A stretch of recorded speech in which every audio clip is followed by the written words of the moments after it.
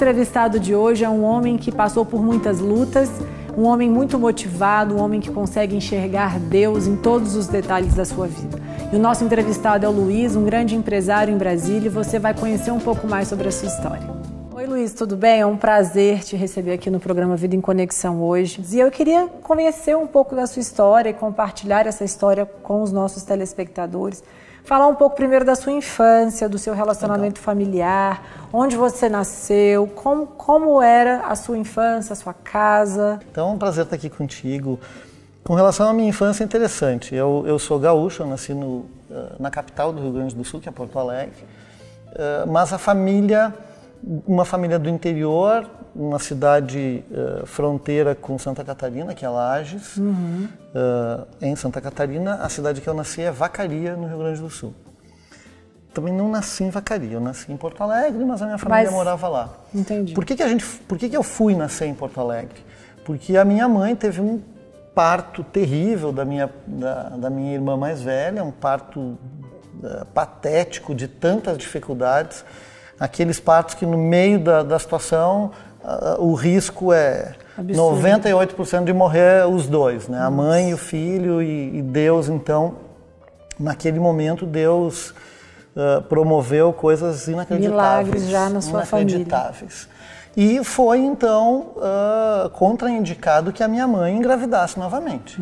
Então, a minha mãe estava proibida de engravidar, isso com a minha irmã mais velha, né? Eu sou o segundo filho. Nossa. Quando a minha mãe engravida, é um fato que também está ligado com Deus, é uma coisa interessante.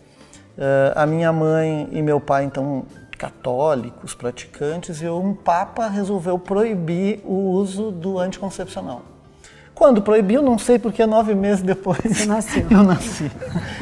Então, o fato mais importante assim, da minha infância, da minha primeira infância até os 10, 12 anos, foi que quando eu tinha 5 anos, a minha mãe já estava grávida do terceiro, então a mãe estava grávida do Fernando, e a nossa casa pegou fogo. Então, perdemos uma casa. E perderam tudo que estava dentro. Como é que vocês se salvaram? Vocês não estavam em casa? Foi uma coisa muito complicada. Não, a gente estava em casa, estava almoçando. A minha irmã estava tomando banho, nós estávamos almoçando, eu e o Rodrigo. E a mãe grávida do Fernando, que já era o 4º filho aí. Começou a pegar fogo, a casa era uma casa de madeira. Aparentemente, um curto-circuito, a casa começou a pegar fogo muito rápido, uma fumaça. A gente saiu correndo de casa. Todas as coisas que a gente tinha, se perderam naquele incêndio. Salvou o carro que estava na garagem.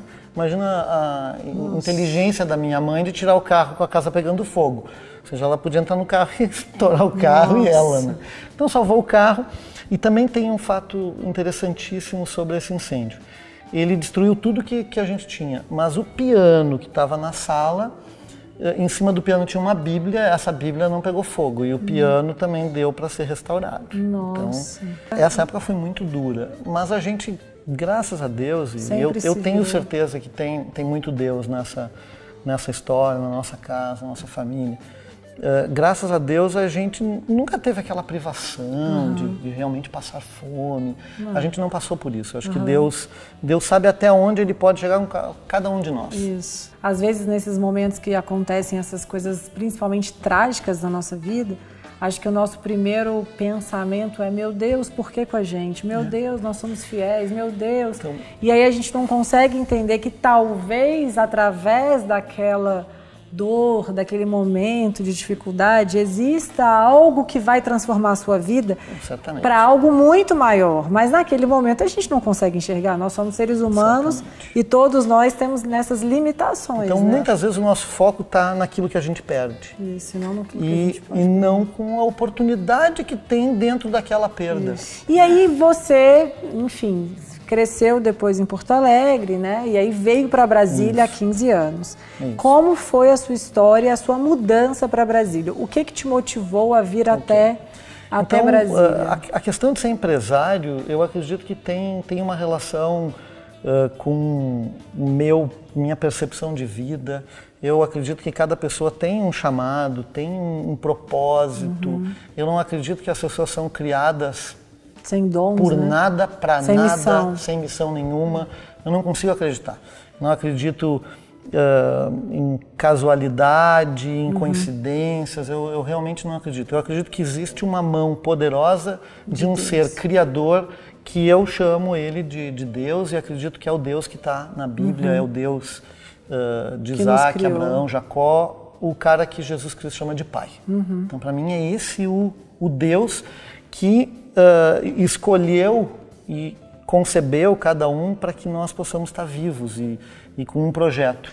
Então, o projeto de ser empresário, para mim, hoje eu estou com 45 anos. E a minha primeira empresa eu abri com 17 anos. E com um contador, com um sócio, com funcionários, com segurança, com investimento. Infelizmente com dívida, porque gastamos mais do que tinha sido projetado, então precisamos pegar um recurso de banco, de familiares, e aí vai. Mas a primeira empresa com 17 anos. E dos 17 anos até agora, eu não conhecia uma carteira de trabalho, eu não conheci 13º, férias, eu não 30 conheci dias de 30 férias. dias de férias, mas eu conheci dívida, eu conheci falência, eu conheci traição, eu conheci funcionários que chegam pedindo uma oportunidade e depois te roubam, eu conheci ser roubado, eu conheci ser iludido por todas as formas. E tem muito mais gente com dificuldade Com certeza. do que ganhando dinheiro. Com Hoje tem mais gente certeza. perdendo dinheiro do que ganhando. E tem muito mais Esse gente. é o cenário e talvez de 2015. é que, como você fala, assim, como você falou no começo, cada um tem o seu dom.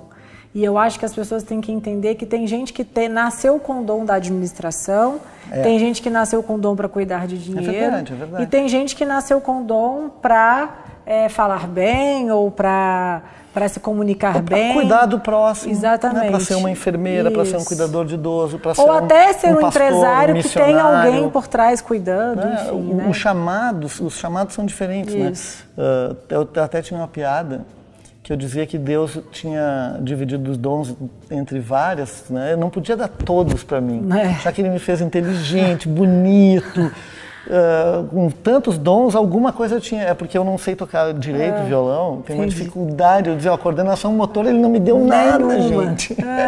Mas é uma piada, claro. Né? Bom, Luiz, a gente vai conversar um pouco mais sobre a sua vida, entrando um pouco mais agora nas suas empresas, na sua vida atual. Mas no segundo bloco, você que está nos assistindo, não sai daí, a gente já volta.